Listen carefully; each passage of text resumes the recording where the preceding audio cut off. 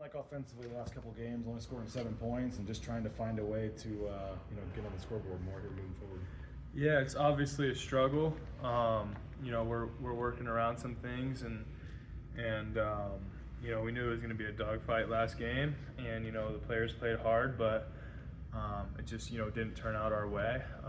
They ran the ball well, and we ran the ball decent, and it just wasn't enough. So. Obviously the game before that, another struggle, like we got to get things rolling soon, and then that just comes back to everyone, doing their job, coaches to players, and we're getting that figured out, every practice, and we're working to get better every week. What, just for you, obviously coming in with high expectations for yourself, putting up big numbers, putting yourself in position, for the next level and everything, obviously for a lot of different reasons that maybe hasn't happened the way you had thought it would this year. How are you dealing with this season? Yeah, I mean, I kind of, gotten past that, and right now my main focus is just to, do what I can for the team. I have the ability to play at the next level, so, and I know that deep down, and I'll get my shot, but, being able to improve every week, whether that's my strength or, what position coach wants to put me in, pass pro to run blocking, like, I got to do those things, right? It's not always going to, add up to be, a ton of yards, even though every tight end, wishes they could do that. But yeah, at the next level, they're looking for guys who can do both, and I feel like I have that trait. So, what's the message in the locker room as you guys go into these last 2 games to finish strong?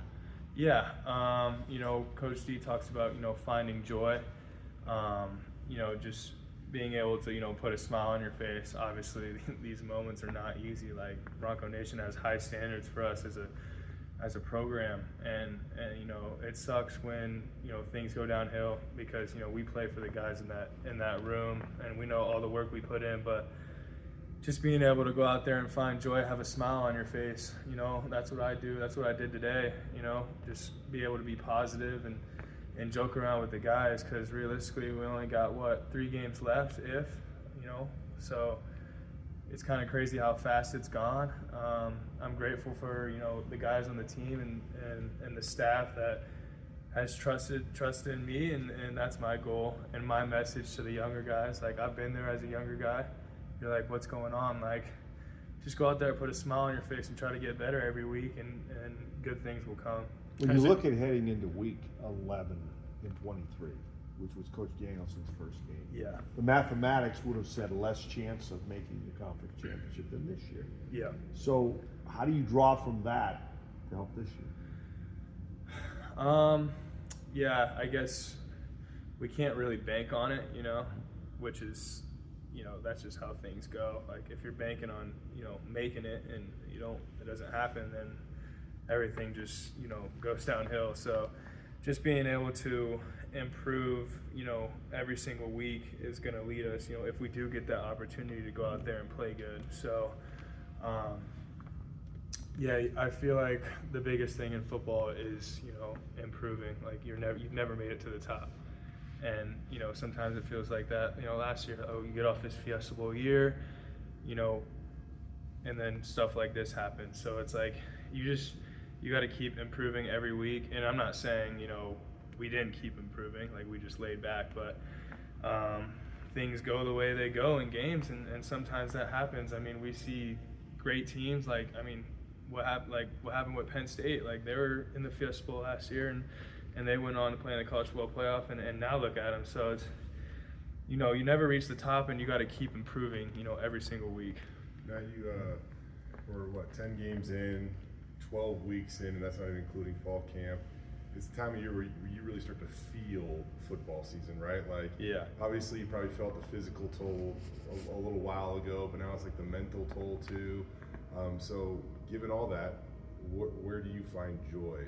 Yeah, I just find joy, with the guys around me on the field, like my teammates. The guys that've been through it with me, Marco, Mason. Those are my roommates. So, being able to go back home with them and put a smile on my face, and obviously coming in here and being serious, because we're in a position where we have to be serious. We got to win games, but also being able to be a little bit loose and joke around with the guys. You can't just be super serious the whole time, or else your love for the game and everything starts to dip. But yeah, I think just hanging out with the roommates and being able to go around and make jokes with the guys on the team helps a lot. With Mason and Latrell pretty open about their journeys here at Boise State yesterday, and Yeah.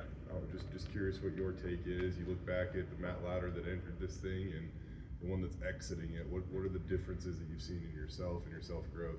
Yeah, the Matt Lauter entering this thing was a kid who definitely was lost, and I wouldn't say I had an opportunity to come here, but I wasn't in the best space of mind, and this place definitely changed me.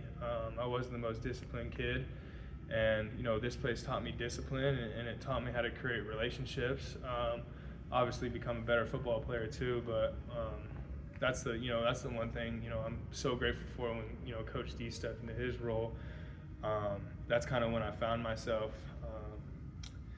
But yeah, I'm so grateful for the opportunity to be a Bronco, and I'll always be a Bronco. Always want success for this place, and it's obviously cool seeing it grow already. So yeah, I'm just grateful for the opportunity that actually Coach Riddle gave me, and then obviously these coaches have been able to develop me into a young man. So I'm sure you were aware of what discipline was before you arrived here at Boise State, but why did this place maybe make you buy into it? And do you remember when it clicked maybe?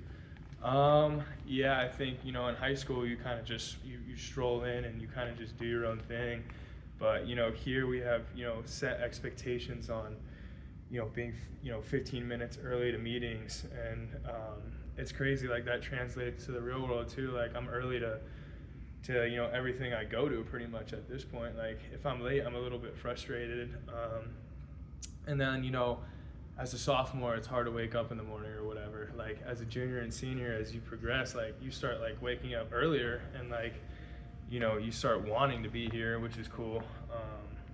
But yeah, it's just the little things like that are going to translate to the real world too, like just being early to work and being able to listen to your manager or your coaches, and just building trust with the team. So it's like all those things are going to apply in the real world too, and that's why I'm so grateful for The this last 2 place. years, Coach D has written letters, personalized letters to seniors on senior day. Is that something that you guys talk about, or like kind of look forward to see what he says in your letter? Yeah, I mean, we don't talk about it together, but I think that's a letter I'm gonna keep for a while for sure, because like I said, like he changed me, and obviously I was able to help him too. Whatever, we had a great year, but yeah, just that relationship's so special. Definitely grateful for him, and yeah, that's a letter I'll probably be keeping, and a tear might come out of my eye too when I read it. So What are the emotions of this, potentially being your last game on the blue?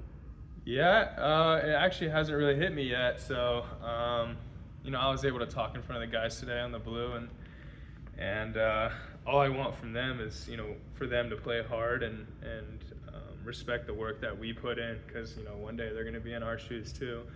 But yeah, it really hasn't hit me yet, and when it does, there'll probably be a wave of emotion that runs through me. Just tons of hard work poured out on the blue and in that indoor field. So yeah, I'm excited for it.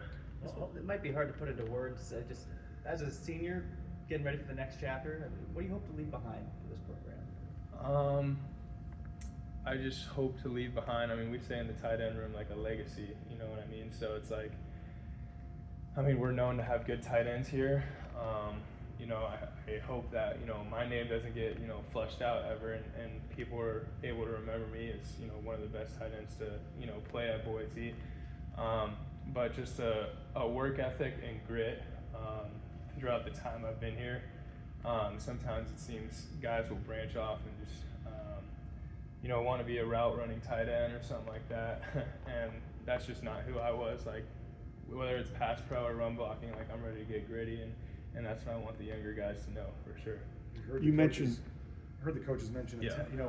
wanting to maybe pass a little more this week or be on the attack a little more. Do you expect passing game you guys might use it a little more than you did last week? Yeah, we have to use the passing game more, and yeah, that's one thing we've kind of been working on, and we need to attack the defense with our threats, and that's something we're going to do this week. What do you make of Max? I mean, he didn't get a ton of chances, but made some throws when he had to in the last Yeah. game. What if that's the case and they let him throw a little more? What's your guys' confidence in him? Yeah, I mean, we're all confident in him.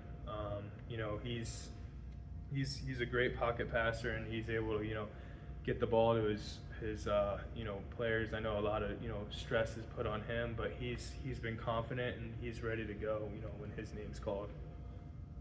You mentioned, two roommates, Mason and Mark, that you've been with on this team for 5 years. What do you think is going to be lost in college football? I mean, you had the privilege of having a lot of teammates for 5 years. As the transfer portal, we see people who have played for 4 different teams in 4 years.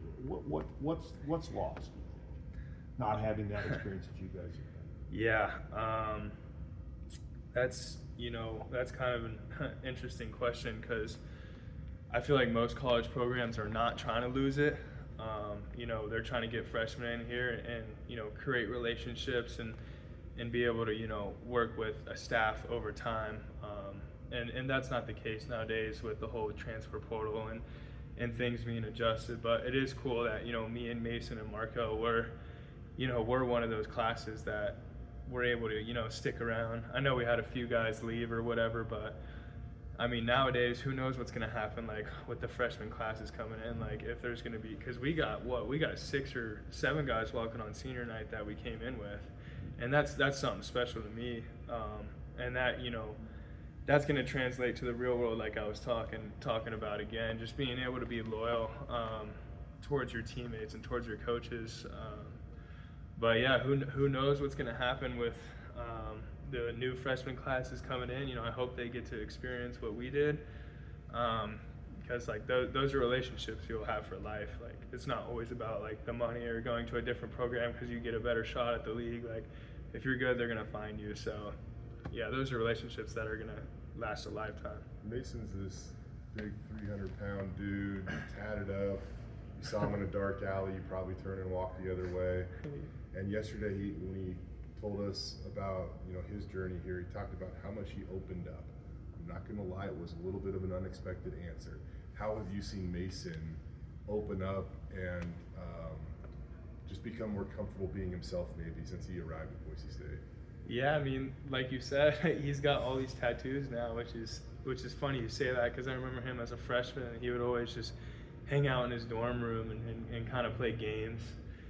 And he was an introvert, and he still is, but he's able to open up more. Like obviously he started being himself when he started getting those tattoos and really expressing who he is and who he wants to be.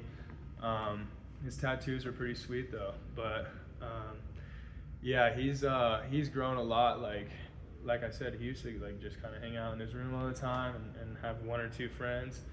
Now he's outgoing. Like I live with him. We go out, we hang out, and we do fun things together, which is cool. But yeah, he's a good kid, and we're always able to make each other laugh, which is cool.